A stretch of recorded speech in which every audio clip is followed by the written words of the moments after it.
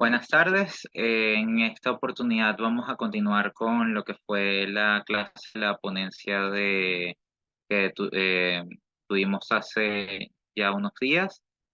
Como lo habíamos acordado, vamos a comenzar hablando sobre lo que es el Producto Interno Bruto de China, sugerencia de uno de los que participó, que hizo una de las preguntas la clase pasada.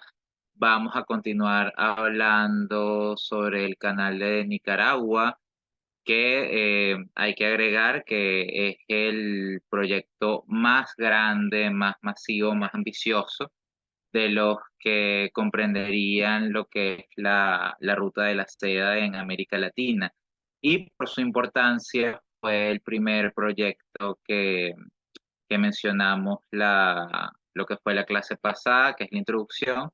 Esta clase vamos a mencionar obviamente también ese proyecto, pero nos vamos a enfocar, vamos a desarrollar otros también que son esenciales y que tienen en verdad una muy gran relevancia en lo que es el desarrollo estratégico de América Latina, sobre todo en áreas como lo son el transporte, la minería y lo que es las materias primas, pues.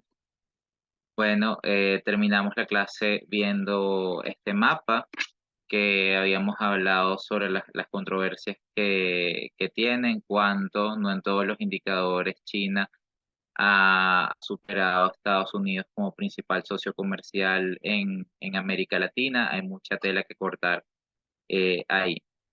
Bueno, sobre el Producto Interno Bruto de China hay que decir varias cosas. En primer lugar, que ha mostrado objetivamente una desaceleración. Esto lo podemos ver y lo podemos afirmar con base en la información que este propio país suministra a través de sus estadísticas oficiales y la información que le envía a organismos multilaterales sobre el estado de su economía. Ahora bien, ¿qué pasa con todo esto y qué es lo que está en discusión? Bueno, en primer lugar, debemos hacer énfasis en que no todos los analistas y expertos en lo que es el tema tanto económico como estadístico creen en los datos que provienen de China. Es decir, hay una importante incertidumbre y desconfianza en esta materia, pues, y pasa que por lo menos si vemos las variables macroeconómicas que están digámoslo así, y que son parte de estos informes, la economía china ya tiene un desgaste considerable. Vemos cómo es el comportamiento del crédito, por ejemplo. Vemos el tema también de las tasas de interés. Todo eso muestra que la economía de China no está pasando por su mejor momento en la actualidad. Ahora bien, ¿cómo eso puede afectar a América Latina? Pues ahí tenemos que ver varias cosas. La capacidad de expansión que pueda tener la economía de China en América Latina depende del estado de su economía, de su industria, del crecimiento sostenido. Y sobre ese tema específico, el crecimiento sostenido, es que hay una mayor, digámoslo así, duda sobre todo por parte de analistas occidentales que no logran comprender cómo China sigue teniendo el crecimiento sostenido y considerable que ha tenido en los últimos años sin caer, por lo menos en lo que es el caso de Wright, por ejemplo, él señala que le parece curioso que ninguna economía de un tamaño similar como a la de China ha tenido en la historia un crecimiento tan largo y mantenido durante tantos años. Entonces, bueno, ahí podemos también quizá tomar y considerar en la discusión de que hay analistas que son pro China, analistas que son hostiles a China. Eso pues hay que tomarlo en cuenta.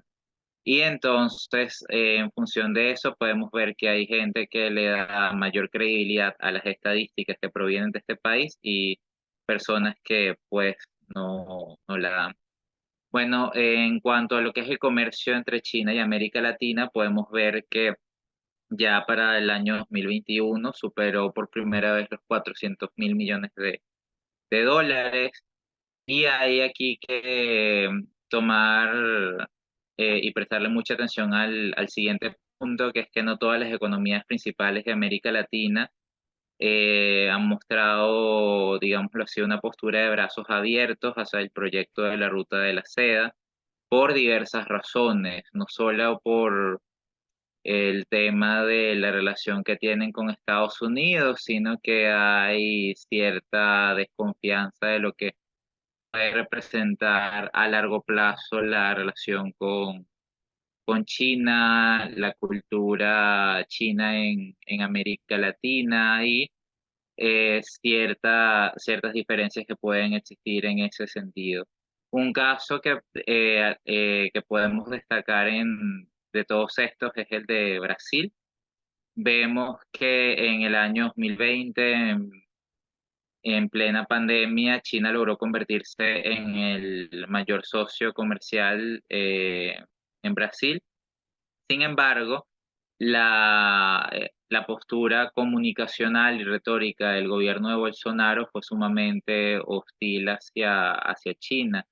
Por supuesto, hay que considerar varios factores.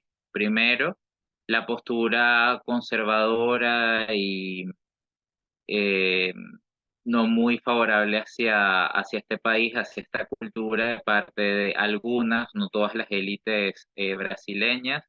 También hay que considerar la alineación estratégica que tenía el gobierno de Bolsonaro con la administración de Trump, que tenía en verdad una postura muy anti-China, sobre todo en el contexto de la pandemia, y vemos que sectores abiertamente le reclamaban a China el papel que pudo haber tenido en lo que fue la expansión de la COVID-19.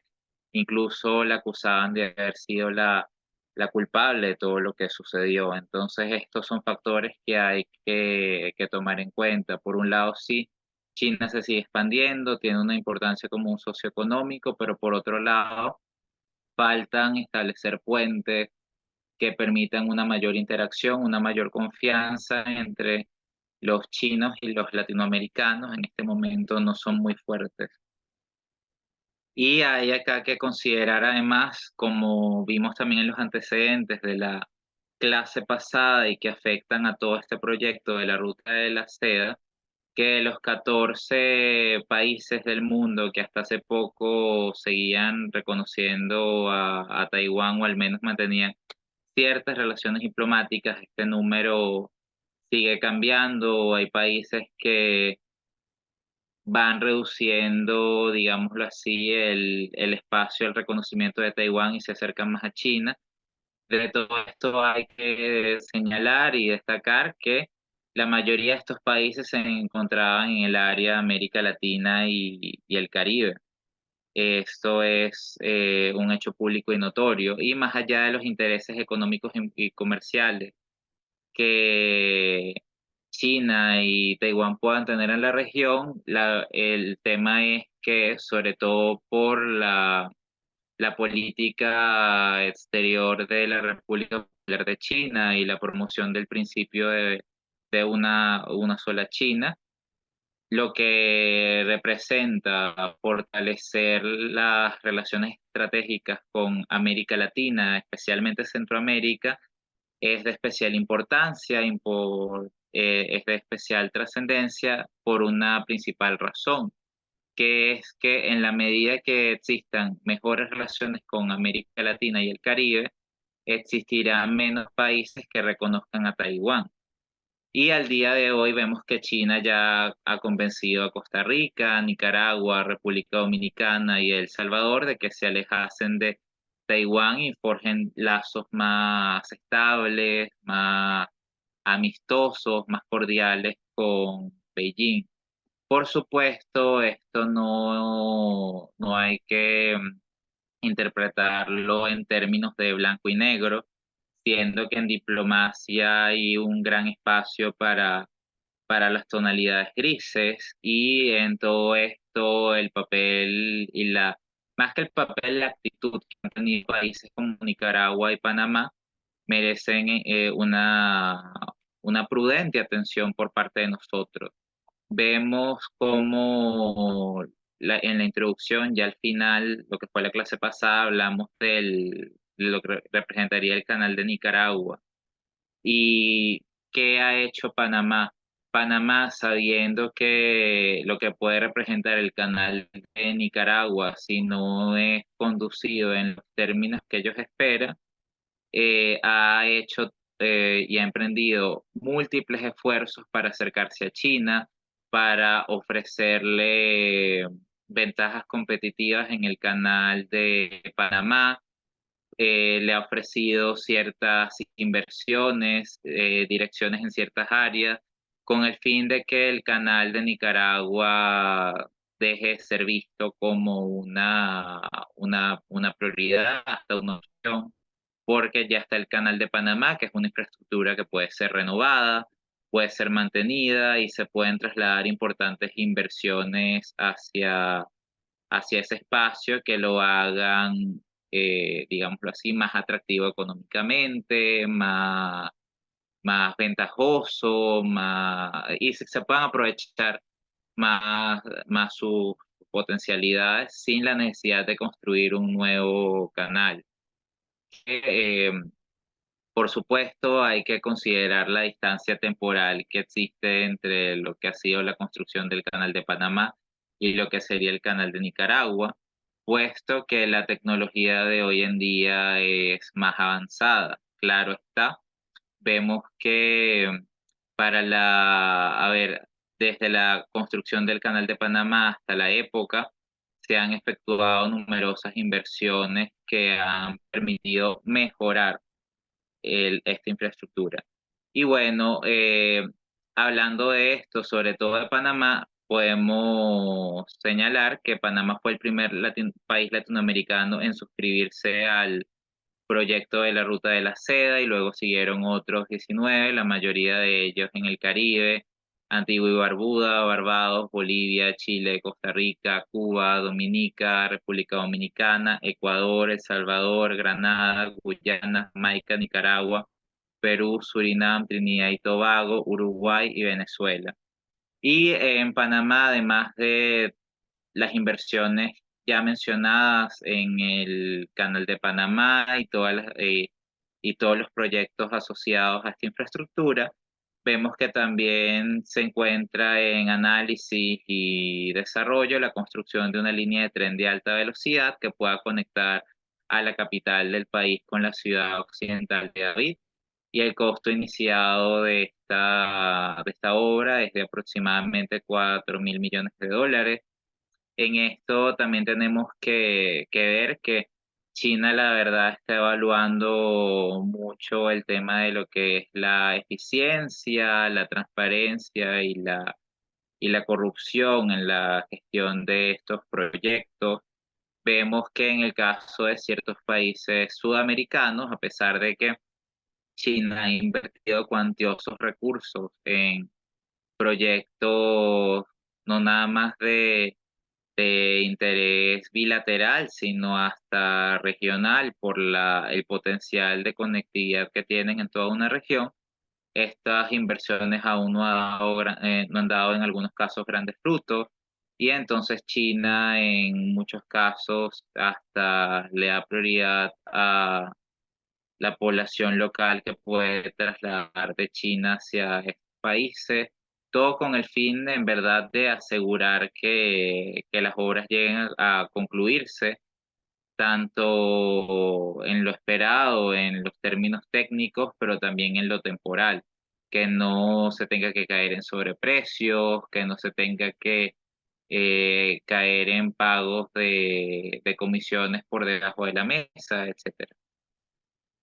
Por otro lado, China participa, esto es uno de los proyectos asociados ya mencionados, en la construcción de un puente sobre el Canal de Panamá. Esta inversión es menos cuantiosa que de la de los trenes de alta velocidad ya mencionados, ya que es de alrededor de 1.000 millones de dólares, y de alguna forma esto contrarresta a todo lo que es el proyecto del Canal de Nicaragua.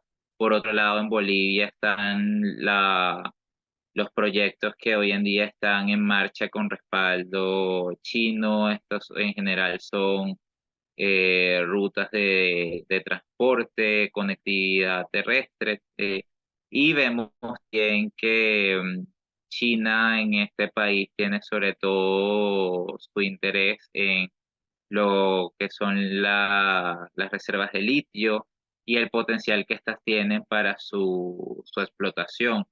Por supuesto, si vemos la data de los países a nivel mundial que tienen un mayor interés en la explotación minera de todos estos minerales raros, poco convencionales, China encabeza la lista.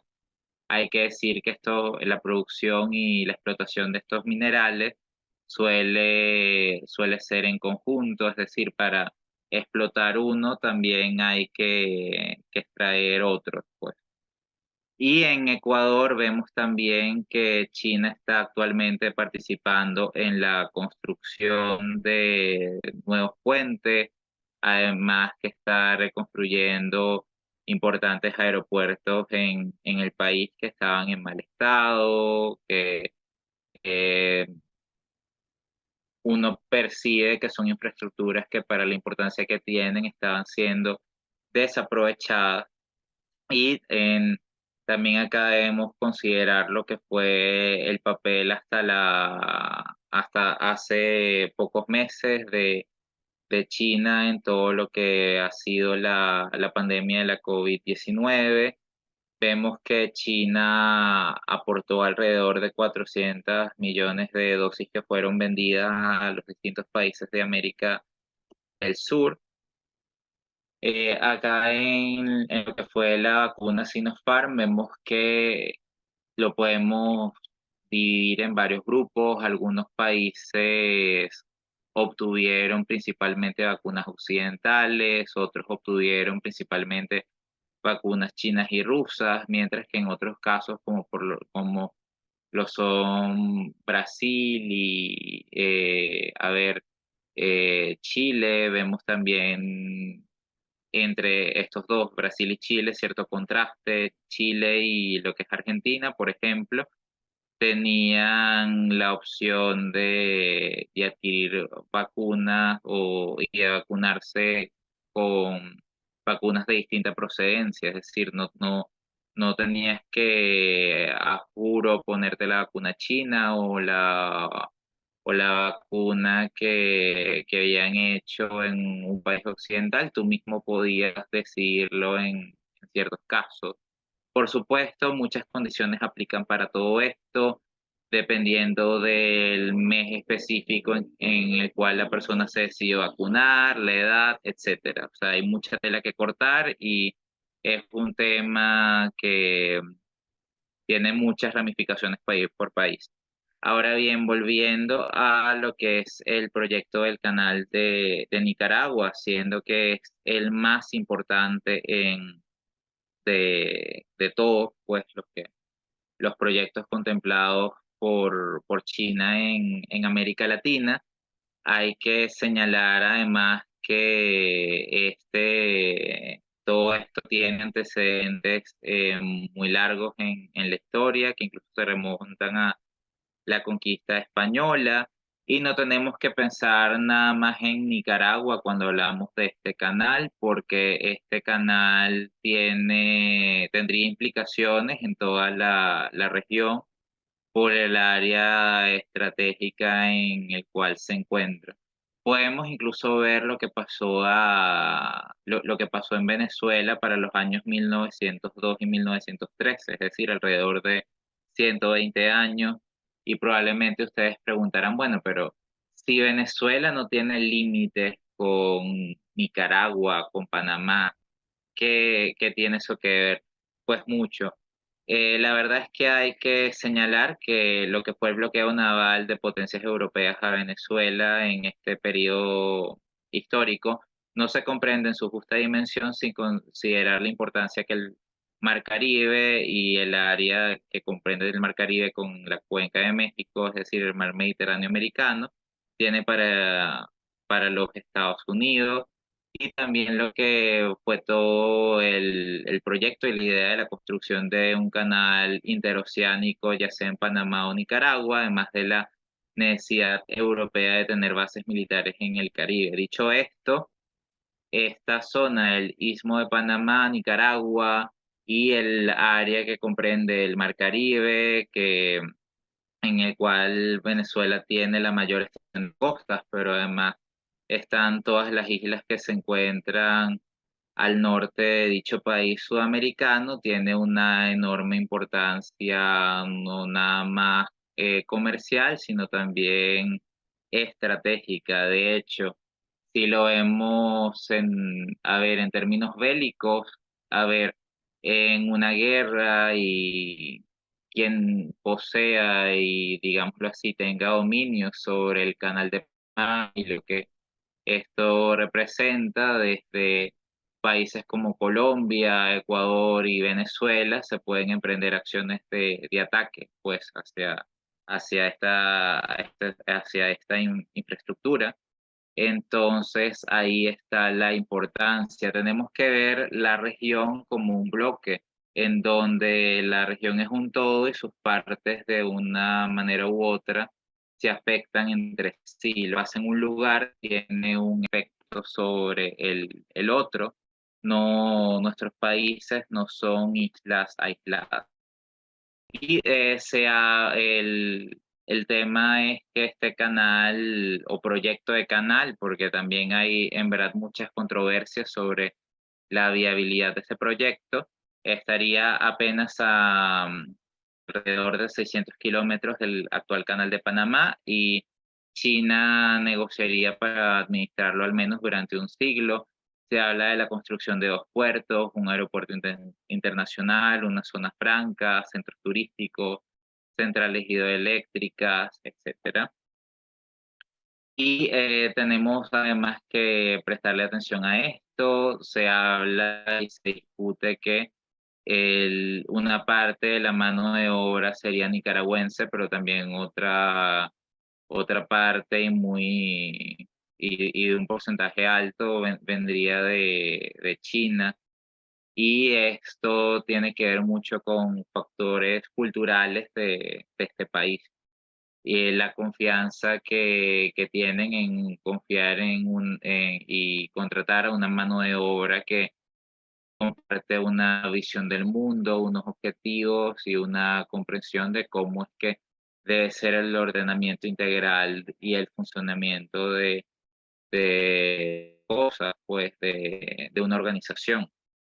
Y desde la desembocadura del río Brito en el Océano Pacífico a la del río Punta Gorda sobre el Mar Caribe y lo que es el Océano Atlántico, el canal interoceánico de Nicaragua tendría una extensión de 275 kilómetros. Esto está en revisión porque vemos que las autoridades nicaragüenses han indicado que este canal podría tener una extensión un poco más larga. Bueno, pero más allá de eso estaría en alrededor de 270, 280 kilómetros, incluyendo lo que serían 16 kilómetros largados en los océanos, tanto Pacífico como Atlántico, para garantizar los accesos adecuados a dicha área.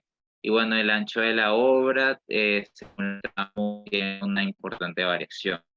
El costo estimado para el momento en el que fue anunciada esta obra, se dijo que serían 50.000 millones de dólares. Esta es una suma muy importante de dinero.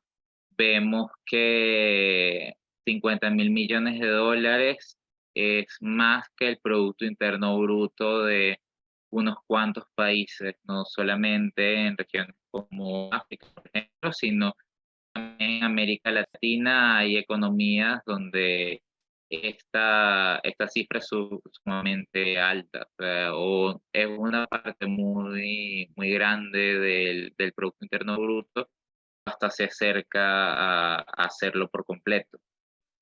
El estado actual de este proyecto es paralizado, inconcluso. Se estima que el tiempo que podrían llevar las obras de construcción sería pues 5 años, y se estimó que las obras culminarían en el año 2019. Si bien es cierto que ya estamos en el año 2023, finales, es decir, ya en pocos meses comenzaría lo que sería el año próximo, 2024, y todavía vemos que no se ha movido a ver grandes capitales y grandes empresas de construcción para desarrollar este proyecto, razón por la cual de 2019 podríamos decir que al menos se retrasaría la inauguración unos 10 años o muchísimo más si es que se concreta. Y hay que señalar también que debido al rápido crecimiento del comercio interamericano, además del auge continuo de las dimensiones de los barcos por razones de rentabilidad comercial, económica y financiera, algunos cuestionan el uso prolongado del Canal de Panamá. Por supuesto, esto lo dicen es en caso de que no se efectúen ampliaciones considerables, pero como ya lo vemos, Panamá ha optado una posición y una actitud que es bastante prudente. Vemos que Panamá incluso fue el primer país que se adhirió al proyecto de la ruta de la seda, lo cual le da una posición para negociar y entenderse muy bien con China en cuanto a lo que puede representar este proyecto. Y también debemos ver que el canal de Nicaragua, obviamente, siendo una infraestructura más nueva, más larga y más profunda que la del actual canal de Panamá, se ha dicho que podría recibir buques que transporten hasta 23.000 contenedores. Esta capacidad, para el momento en el que esto se anunció, era casi el doble que la que puede permitir el canal de Panamá al ser ampliado, y tendría una gran importancia en materia logística, de transporte, con todas las implicaciones que esto tiene. Y aún en el año 2014 se inició la construcción de vías de acceso temporales. Todavía para 2017 no se tomaron medidas concretas importantes para construir el canal, e incluso empezaron dudas sobre sus fuentes de financiamiento. Ok, acabo de recibir una pregunta. ¿Cómo analiza usted las relaciones China-Rusia en relación con los intereses aquí descritos para América Latina, ahora que Rusia se debate en su guerra con Ucrania, pero tiene grandes intereses en América Latina? Bueno, esta pregunta me voy a enfocar en Rusia y voy a ser lo más breve posible, siendo que tenemos toda una clase para seguir hablando de China, que es lo que estoy haciendo, y China y su papel, sus intereses en la región.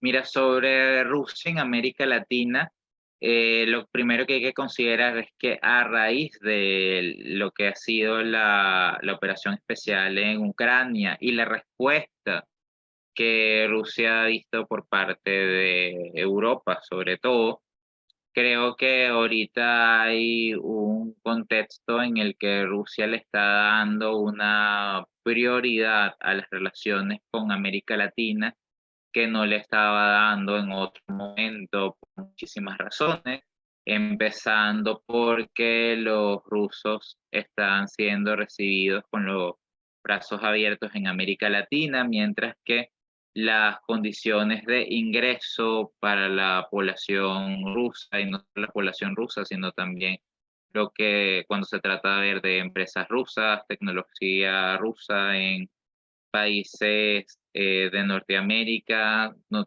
tanto sin incluir a México, pero sí a Canadá y Estados Unidos y países de Europa, vemos que la postura hacia Rusia ha cambiado muchísimo, incluso hay ciudadanos rusos ya con residencia oficial y permanente en países de Europa que tienen importantes problemas a la hora incluso de hacer operaciones bancarias, más allá de que no son ya residentes de la Federación de Rusia y ya tienen, digamos, derechos plenos de residencia en diversos países de Europa, presentan problemas nada más por factores de origen y ciudadanía.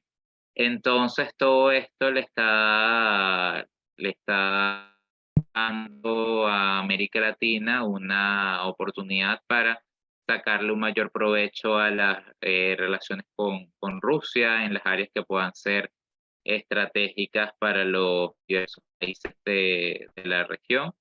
Entonces, eso es lo fundamental que tenemos que ver y que considerar en este contexto, en este sentido. Ahora Rusia, por las mismas condiciones, está teniendo un mayor acercamiento con América Latina, sobre todo en los países en donde Rusia tiene políticas y económicas de mayor envergadura y vemos que la prioridad en la región ha sido Cuba, Nicaragua y Venezuela, al menos hasta los momentos. Sin embargo, en general, Rusia hace el esfuerzo de mantener relaciones amistosas y que tengan un balance positivo con la mayoría de los países de la región. Y, ok, China, África. Bueno, en lo que respecta a África, tanto China como Rusia le han prestado mucha atención y han mostrado un gran interés en los últimos años. Sobre todo, han hecho un gran esfuerzo para darles créditos más ventajosos que los que estaban recibiendo de las potencias tradicionales. Y acá tenemos que considerar el papel y el rol que juegan las materias primas en todo este contexto. Vemos que África, más allá de la fama negativa que pueda tener fuera de dicho continente, es una región que sigue teniendo un gran potencial, es una región en la que también hay importantes recursos, en la que hay múltiples retos de índole cultural que afectan el potencial de desarrollo. Todo eso es cierto, pero es una región que al menos en recursos naturales es rica, también en espacios que pueden ser aprovechados para el turismo y para el desarrollo de proyectos conjuntos y de gran impacto. Esto lo entiende muy bien esto lo entienden muy bien tanto China como Rusia y por eso han emprendido grandes esfuerzos en ir llenando el hueco que dejan otras potencias. Si hay otros que dejan de tener un papel fundamental en estos países, llegan China y Rusia para cubrir ese vacío que va quedando, y además hacen el esfuerzo de estudiar muy bien. Si les estaban ofreciendo a los africanos A, B y C, nosotros vamos a mejorar la propuesta. Y obviamente desde la contraparte, es decir, desde Occidente, principalmente desde Estados Unidos, los tanques de pensamiento están reflexionando seriamente sobre la relación que han tenido con África, sobre el mejoramiento que puede haber en los proyectos de Estados Unidos, de los países de la Unión Europea y su prolongación con los diversos países de África, para que tampoco China tenga una presencia muy alta en la región que termine opacando y afectando los intereses occidentales en esta región del mundo. Bueno, seguimos hablando del canal de Nicaragua. Bueno, en esto tenemos que ver, y también como lo señalé en verdad la primera clase, y como lo hay que comentarlo, en gran medida, y siendo que este es el proyecto más importante que tiene China en la región, hay que decir en primer lugar y empezar por ahí que está por verse si algún día se materializará el canal de Panamá, no solo por la fuerte oposición de grupos ambientalistas, sino por la misma geología del sector. No es que por por las condiciones del suelo, el agua, etcétera, sea imposible construir en ese espacio, pero sí es muchísimo más costoso.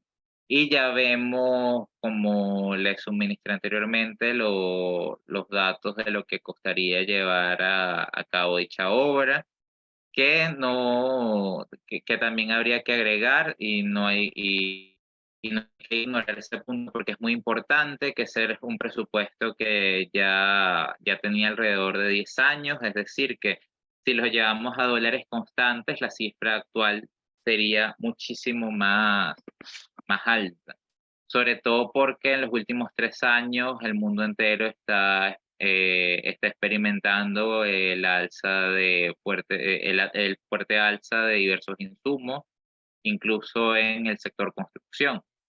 Tomamos eso en cuenta, China, y con un Producto Interno Bruto que tiene cierto desgaste, cierta desaceleración, va a tener que invertir mucho más en lo que sería el canal de Nicaragua, que dentro de todo, nada más como iniciativa, como idea, le ha dado buenos frutos diplomáticos. Vemos cómo gracias a esto y la percepción que Panamá tenía sobre nada más la idea puede representar para ellos, se han tenido que acercar más a China.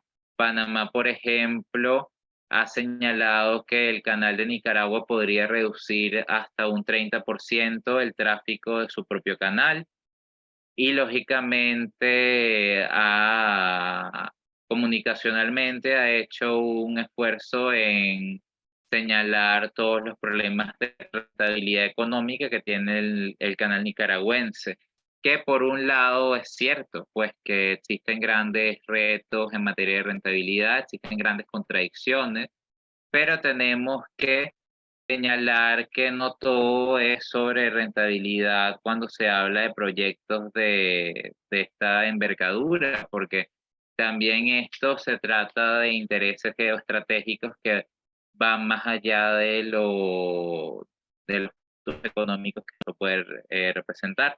Tenemos estas declaraciones de un profesor del Departamento de Estudios Internacionales de la Universidad del Pacífico. Si el canal de Nicaragua es promovido por el gobierno de China, entonces implica que podrá haber objetivos no necesariamente económicos.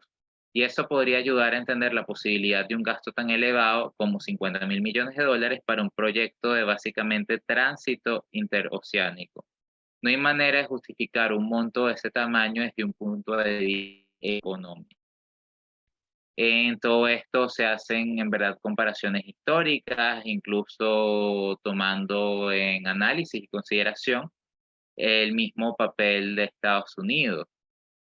Cuando Estados Unidos decidió construir el Canal de Panamá en 1903, la verdad es que las razones no fueron completamente económicas. De hecho, no fue sino hasta después de la Segunda Guerra Mundial que el canal empezó a dar frutos económicos en verdad considerables y de gran magnitud. Incluso ahí podemos hablar de lo que fue el Gran Ferrocarril de Venezuela como otro referente de inversiones más geopolíticas que geoeconómicas. El Gran Ferrocarril de Venezuela era un proyecto de Alemania en dicho país suramericano. Y en todo esto podemos ver dos aspectos fundamentales. El primero es que estas inversiones se pueden hacer a largo plazo. Quizá algo no te va a generar grandes frutos económicos en unos 2, 5 años, pero te los puedes generar en unas décadas. Y si tú no estás esperando un retorno inmediato, puedes darte el lujo de esperar el tiempo que sea necesario. Y en segundo lugar, tenemos que ver que también hay toda una serie de razones políticas, militares, estratégicas de tener una infraestructura como esta. Si hacemos memoria y vemos toda la retórica hostil hacia China que existió hasta hace no mucho tiempo, digámoslo así, hasta 2021, incluso principios del 22, el año pasado, sobre todo por la culpa que se le echaba a China por la extensión de la pandemia de la COVID-19 y todo lo que se emprendieron en materia de guerra comercial, de acusaciones de intelectual, entre cosas. Vemos que esa estructura como el canal de Nicaragua abre una vía alternativa para que este mundo emergente comercie y tenga relaciones económicas, financieras, que de alguna forma tenga una independencia importante de los Estados Unidos de América. Vemos en todo esto que también está en el relieve y está sobre la mesa de la discusión el poder que tiene Estados Unidos para sancionar industrias, sancionar personas, sancionar países, entidades, que Estados Unidos, uno de los motivos principales que expone es la defensa de la libertad, la democracia y los valores occidentales que promueve. Más allá de eso, de parte de China y los países aliados en el mundo, este canal puede representar una vía para pasar por encima de ese tipo de restricciones. Y no nada más hay que comprender al canal como una construcción aislada, sino como todo un entramado de decisiones, acciones, inversiones, construcciones que tendrían lugar no solamente en América Latina, sino en el mundo. Es decir, el canal sería un recurso más, sería una vía más que estaría enmarcada en un gran proyecto de China en el mundo entero.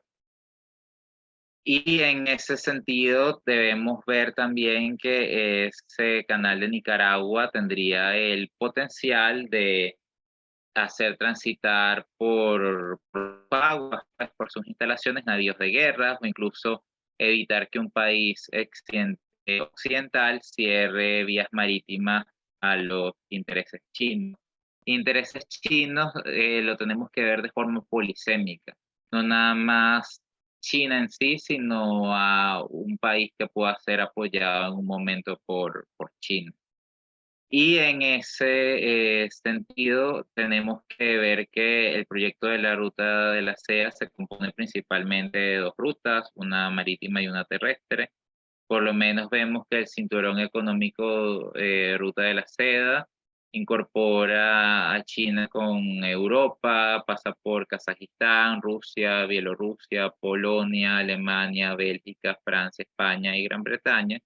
Y la ruta terrestre sur conecta con Kirguistán, Uzbekistán, Pakistán, Irán, Siria y Turquía. Por otro lado, la ruta marítima del siglo XXI compone por diversos trayectos. América Latina y el Caribe, en este orden de ideas, han sido una extensión natural de la ruta de la seda marítima y no fue hasta hace pocos años que se anunció ya oficialmente el proyecto para esta región y vemos pues que China ha destinado más de 100.000 millones de dólares en préstamos a los países y firmas de América Latina. El primer beneficiado ha sido Venezuela con 56.300 millones de dólares, ha seguido Brasil y Argentina, luego Perú, Chile, Colombia, Cuba, Nicaragua, Ecuador, entre otros.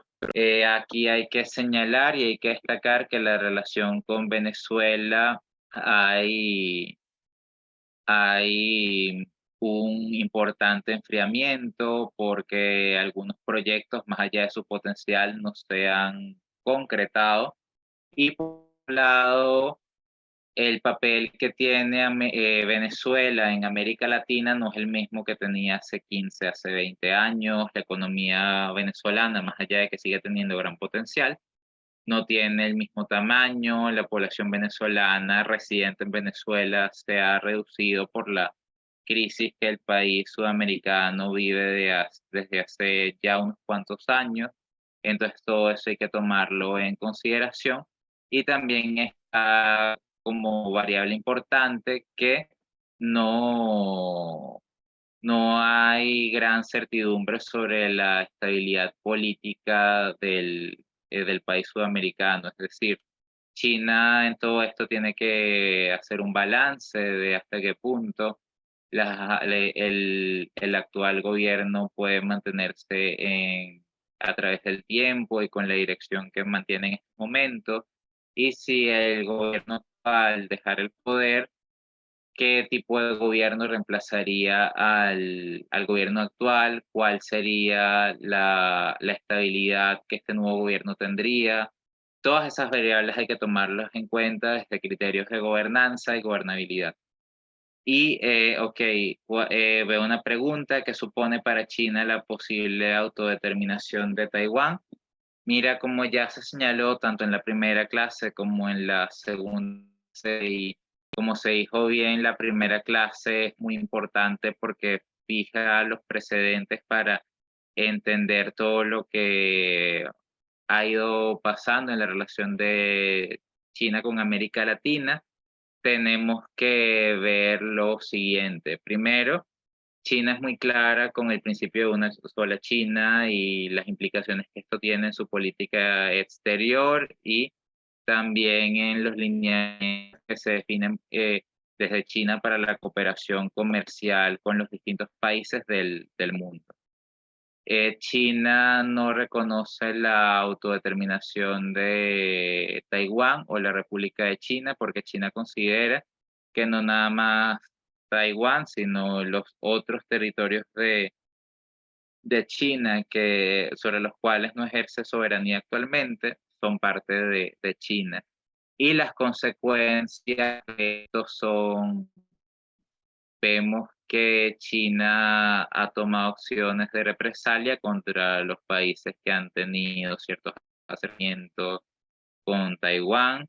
Incluso vemos el caso de Noruega, que si bien no es parte de la Unión Europea, tiene relaciones cercanas con este bloque y vemos que China está dispuesta a no tolerar la autodeterminación de Taiwán porque no la reconoce y China expone que tiene razones legítimas para ejercer soberanía en Taiwán. Es decir, para China el hecho de que Taiwán se presente como un país no es justificable y es una entidad política de facto. Los préstamos de China hacia América Latina ya fueron pagados o la intención de China es que no paguen para poder tener ciertos derechos. Mira, la verdad es que ahí hay que evaluar bien y como también se dijo en lo que fue la primera clase, estaré repitiendo que eh, los préstamos en gran medida se hacen a largo plazo. Evidentemente, se esperan ciertos pagos en ciertos lapsos de tiempo, pero por muchas razones se sabe que determinar que los pagos van a ser realizados en las fechas específicas previstas en su momento no es viable en el 100% de los casos. La verdad es que muchos de los préstamos de China hacia América Latina, sobre todo los que fueron realizados a Venezuela, todavía no han sido pagados. La intención de China es que no paguen para poder tener ciertos derechos. Mira, la verdad, responder sí o no y eso a esa parte específica de su pregunta, presupone que uno piense que hay una determinada fe por parte de China y uno no tiene elementos para presuponer algo de esa índole, pues.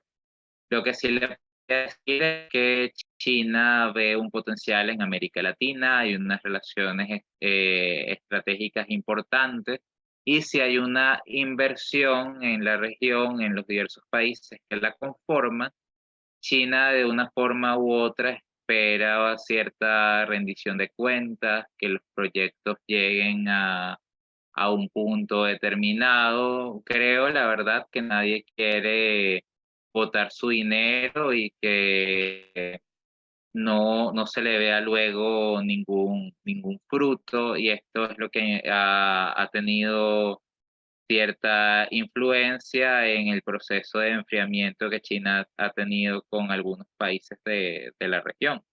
Que bueno, es un enfriamiento que puede ser temporal en la medida en que se llega a una nueva negociación, en la medida que hay un proceso coherente en el que se exponen las razones que expliquen y justifiquen que los préstamos no han sido rendidos, se pueden abrir nuevas líneas de crédito. Todo eso está en una revisión constante, no nada más por parte de China, sino de diversos países del mundo, por supuesto. Si pasa el tiempo, no rindes los préstamos, hay una revisión también de las tasas de interés, de los montos que el acreedor luego espera recibir. Todo eso hay que tomarlo en consideración y de alguna forma son obligaciones que a futuro van aumentando. Entonces, no creo es que nada más que ellos esperen tener ciertos derechos, sino que es que de una forma u otra ellos han invertido un dinero y eso hay que reconocerlo. Y ya quizá en ciertos casos tú puedes reconocer que te pueden quedar mal en uno o dos puntos, pero ya cuando es una actitud reiterada y cuando los proyectos no dan los resultados esperados, definitivamente creo que hay algo que hay que revisar. Y no creo que necesariamente ahí tenga que haber una mala intención, sino que es que lo que se espera son buenos resultados para las partes involucradas, no que los proyectos no lleguen a nada. Y, ok, en Bogotá, Colombia, China ganó la licitación de la construcción del metro de esta capital, después de más de 30 años que se proyectó ese metro y ya se han dado los primeros pasos. Bueno, la verdad es que espero que ya, ya se den pasos en la dirección del metro de Bogotá. Entiendo muy bien la situación de los colombianos, concretamente de los bogotanos. entiendo que el proyecto del metro en Bogotá tiene una gran importancia y que es un sueño, es un anhelo y lógicamente, porque han pasado más de 70 años y va a haber, por ejemplo, ciudades como Caracas ya han tenido metro por alrededor de 50 años, siendo la capital de un país vecino. Pero claro, hay un montón de variables que han tenido un peso en que el metro lamentablemente todavía no se haya realizado en Bogotá. Espero que sí llegue a buenos términos pronto.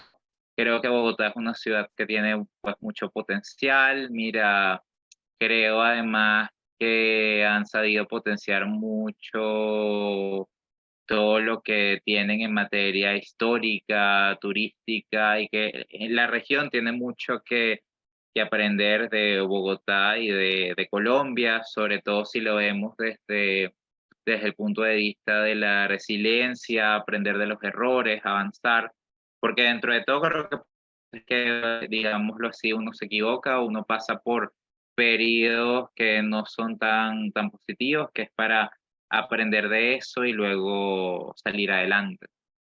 Ok, y veo otra pregunta, ¿cuál es la mejor ruta de la seda para China?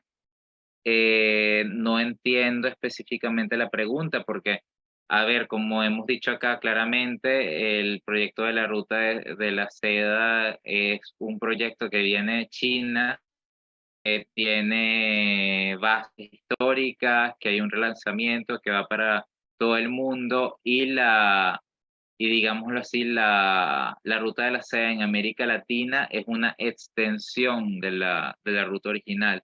Entonces, lógicamente, proviene de China para China, aunque tiene beneficios para el resto del mundo. Entonces, no entendí muy bien esa pregunta, si quizá podría en el chat reformularlo un poco. Bueno, mientras tanto, sigo con lo que es la clase, los puntos que están en ella. Vemos que otro problema aquí que hay que ver, y hablamos del tema de la inestabilidad política en Venezuela, claro, porque el principal beneficiario de los préstamos de este país en América Latina. Sin embargo, también vemos que ha habido inestabilidad política en Nicaragua en los últimos años y podría ser un factor que influya de forma negativa en la construcción del canal de Nicaragua y como ya vimos, la inversión requerida es sumamente alta. Por otro lado, acá hay que ver que advierten que el canal de Nicaragua podría enfriar las relaciones de China con Panamá y las relaciones entre ambos países más bien han mejorado en los últimos años. ¿Qué le falta a China para ser la primera potencia mundial? Bueno, unas cuantas cosas, no nada más en materia económica, sino también tecnológica, en diversos ámbitos, también en lo militar, China se tiene que fortalecer. En múltiples aspectos, vemos que en términos de blando todavía está muy por detrás de otros países y lo chino todavía no es el sinónimo de eficiencia, de estabilidad, de calidad que uno esperaría de la primera potencia mundial. Entonces, el camino que tiene que recorrer China todavía es extenso y falta mucho, o sea, para eso y ya. Y por otro lado, creo que acá hay que decir que, a ver, muchas veces leemos en los medios de comunicación que se proyecta que para tal fecha China o la India van a superar a tal o cual país en Producto Interno Bruto y no sé qué. Lo que hay que señalar es que las proyecciones están basadas en una realidad con unas variables, pero del momento A al momento B pueden pasar tantas cosas que la proyección se termina viniendo abajo. Y les puedo dar una evidencia, que es que Hace unos años se decía que Japón iba a superar económicamente a Occidente, iba a ser la primera potencia económica y al final Japón no lo logró, porque claro, eso era una proyección basada en unas variables y en un contexto determinado, pero desde el momento en que hicieron la proyección y cuando fueron pasando los años, ocurrieron cosas que tuvieron un impacto sobre la proyección inicial que al final no se dio. Entonces eso hay que verlo.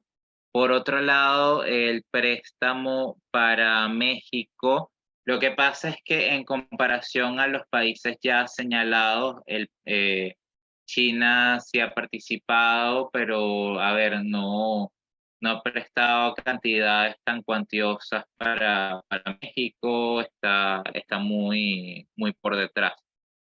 A ver, le podemos echar un vistazo si tiene ganas nuevamente y lo podemos ver. O sea, lo que pasa es eso, que ha estado muy por detrás. Y ya, mire, Venezuela ha sido el primero que de ahí sí ha seguido Brasil y Argentina, y después de la cifra argentina, que es de 19.000 millones de dólares, menos de la mitad que recibió Venezuela, están los otros.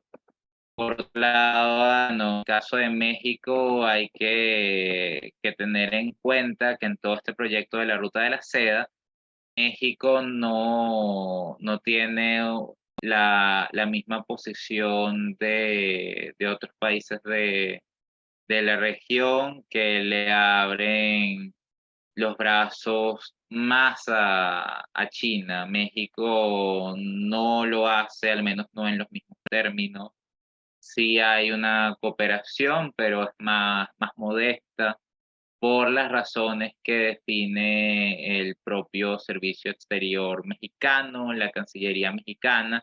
Ellos tienen sus razones para hacer eso, ellos tienen su visión del mundo. Y bien, dentro de todo, México está muy cerca de los Estados Unidos, entonces esa es una variable que influye en eso. Y por otra parte, vemos que las tres principales economías de la región son tres: Argentina, Brasil y México. Argentina es la que se ha acercado un poco más a China en, en los últimos años. En 2022 le dio el visto bueno a unos proyectos muy grandes en el marco de la Ruta de la Seda. Brasil ha estado en veremos, sobre todo por lo que ha representado el gobierno de Jair Bolsonaro. Claro, ya no está Bolsonaro, la Lula. Hay que ver qué pasos concretos da la administración de Lula. Y ahí hay que contextualizar que Lula, dentro de todo, más allá de sus inclinaciones, tiene también una posición bastante moderada, bastante pragmática. Y México tiene también una posición muy prudente con respecto a China. Entonces, en todo este proyecto de la Ruta de la Seda vemos que los países que tienen economías más pequeñas y más modestas son los que más rápido se han adherido al proyecto de la Ruta de la Seda. Los otros han tomado pasos mucho más prudentes, mucho más limitados. Y las tres principales economías, lo repito, Argentina, México y Brasil.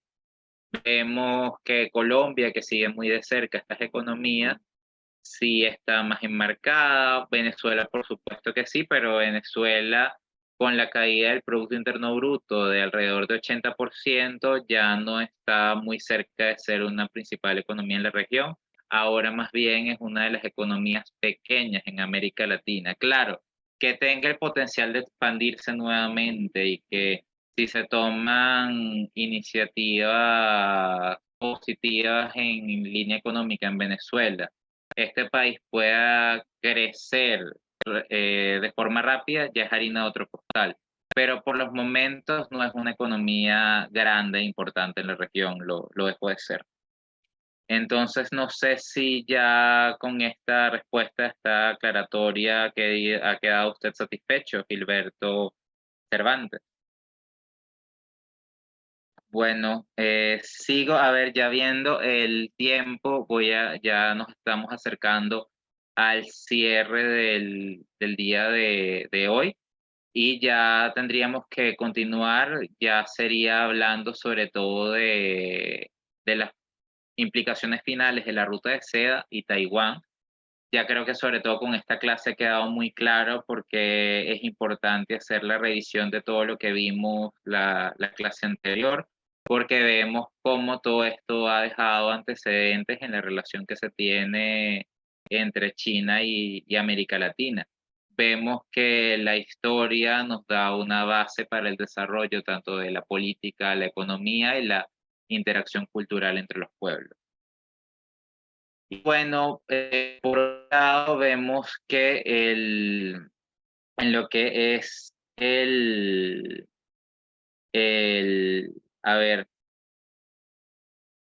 allí en Perú se destaca actualmente un proyecto que lleva por nombre Hidrovía Amazónica, que se propone mejorar las condiciones de navegabilidad en los ríos. La longitud total de ese proyecto es de 2.687 kilómetros, acondicionando los ríos por medio del dragado continuo. Y vemos que ahí hay una preponderancia y un énfasis en el transporte. O sea, si ya vemos todo lo que hemos hablado y lo que se ha señalado de los distintos países y los proyectos de la Ruta de la Seda, vemos que además de la minoría, ese es el punto fundamental. Levanta la mano Carlos Salinas, si puede intervenir. Sí, Carlos, adelante. Hola, hola. Sí, lo Hola. escuchamos, Carlos, adelante. Sí, buenas tardes. Sí, yo quería comentar un poco que también acá en Sudamérica tenemos dos proyectos que están en ejecución, que son uno el bioceánico, que es la conexión entre Brasil y Chile a través de Paraguay y Argentina, que ya está en proceso, y también está el proyecto de tren bioceánico también, que va a estar pasando por Brasil, Bolivia y Perú, creo que es, que está en ejecución. Así también lo que quería, que estuve mirando un poco la diferencia entre lo que estamos hablando del canal de Panamá y el canal de Nicaragua en el tiempo de ejecución y en el costo, que realmente hoy estamos viendo que son 280 kilómetros casi en la extensión que se va a realizar en el canal de Nicaragua, que va a llevar 5 años nomás, comparado con 77 años que llevó, perdón, 77 kilómetros, que es el canal de Panamá, que le llevó 10 años la ejecución, ¿no? Era algo comparativo que estaba viendo, y también el hecho de que la profundidad que tiene el calado que va a poder atravesar ese canal de Nicaragua va a ser muy importante para los Panamax, o sea, los buques más grandes que existen hasta hoy día. Y también los problemas que estaba teniendo un poco el canal de Panamá en lo que es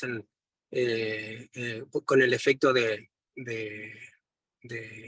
la bajante del río, ¿no? O sea, que lo que ha afectado entonces un poco, y un poco comentar lo que viene haciendo China, que un poco es el hecho que Estados Unidos dejó un poco de lado a Sudamérica, y ese espacio lo estaba utilizando bien China, y está reduciendo la forma de reducir también los costos y el tiempo de travesía para todos sus productos, para recibir tanto los granos como la materia prima, que somos uno de los mayores productores de materia prima, ¿no?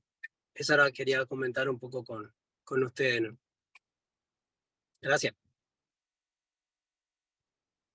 Sí, es así. Bueno, acá vemos también, ahorita está en pantalla, lo que está ahora plantado en la Argentina. Sobre todo esto comenzó con el gobierno de Cristina Kirchner, Fernández de Kirchner. Y sí, la ruta de la seda comprende pues un montón de proyectos, a ver, sobre todo con la comparación entre lo que ha sido el Canal de Panamá a través de la historia y lo que es el proyecto del Canal de Nicaragua. Le comento que los montos hay que actualizarlos un poco, a ver, porque por el mismo tamaño de las economías a través del tiempo, conviene buscar una calculadora de las que en internet hay varias que son muy didácticas. Hay que poner, por ejemplo, pasar un monto determinado a dólares del año 2023. Y se puede colocar el monto inicial de las obras del Canal de Panamá en el momento en el que comenzó la construcción y la fecha 2023, y hace un estimado de lo que es esa cantidad a hoy en día. Es decir, porque cuando pasa mucho tiempo, vemos que, a ver, si no me equivoco, $20 de los años 80 se acercan a entre a 90 y $100 de hoy en día. Eso sobre todo lo vemos cuando hablamos, por ejemplo, de los barriles de petróleo y la cotización que estos tienen. Para hacer una comparación más exacta, siempre es adecuado actualizar los montos y llevarlos a dólares constantes. Porque si nos basamos en dólares corrientes para comparar un presupuesto y otro, no es exacto por las variables de crecimiento de la economía, inflación acumulada de la moneda, etc.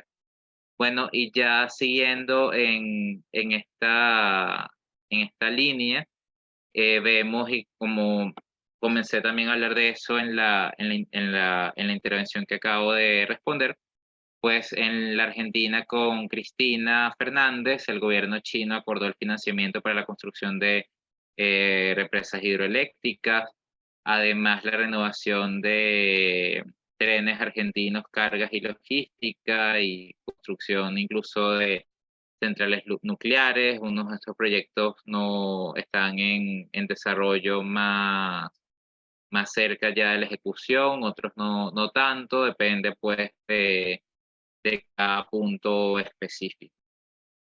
Y lógicamente acá tenemos que ver el potencial que cada uno de estos proyectos tiene, no solo en el país específico en el que se están desarrollando, ejecutando, países específicos, sino la proyección que pueden tener estos en la región.